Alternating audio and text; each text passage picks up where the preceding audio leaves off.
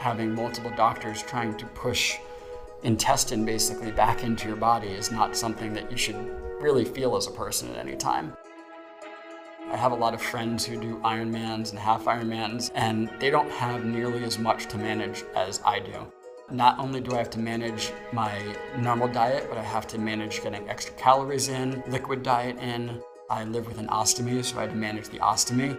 So training for the Ironman with Crohn's disease definitely threw a lot of curveballs into it, and there was a lot of adversity that had to be dealt with at the same time.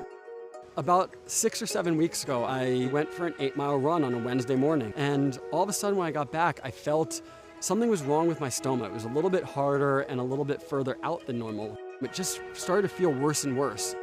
I called my surgeon and let her know something was wrong, and I'm just gonna go straight to the emergency room. And I got to the emergency room, they gave me some pain medication to calm me down and get things under control. And that's when I took off my ostomy appliance and I saw that my stoma was prolapsed, which basically means that some of my stoma actually came a little bit further out of my body. And it was extremely painful and also extremely hard to see, because my first reaction to this was, I'm gonna need surgery. There's no way I'm gonna make my Ironman now. And this whole quest that I've been on for 3 triathlon seasons, and this being my 4th season, is over. And I kind of lost it.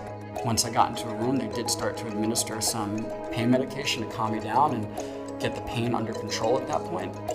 Luckily, they were able to push it back into my body to the point where it was secure, and they told me that it was likely not going to happen again and that I didn't have to worry about it happening during my Ironman race.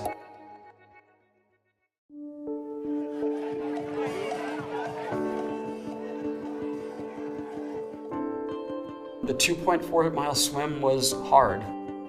Open water swimming and long distance swimming like that is not an easy task, but I was able to get through it.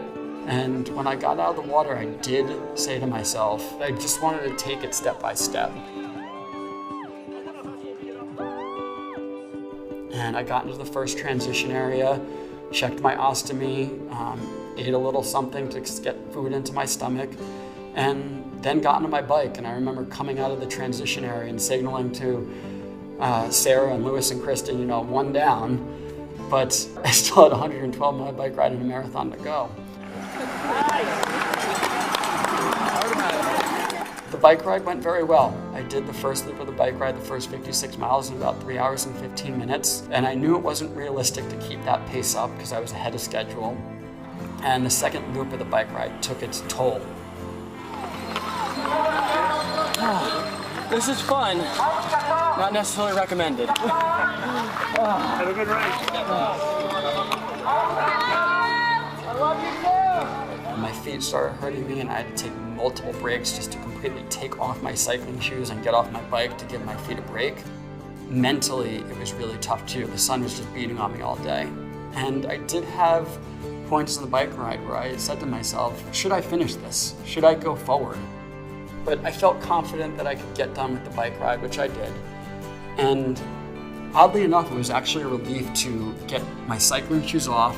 You hand your bike very quickly to someone in the transition area, and they actually take your bike for you. And I was actually happy to get my running shoes on because they were a lot more comfortable. I did a quick calculation in my head, and I had about 7 hours to complete a marathon. And even if you walk a marathon, you could generally finish it in around 6 hours. So at that point, I had confidence that I was going to finish, and it was actually good to be on my feet.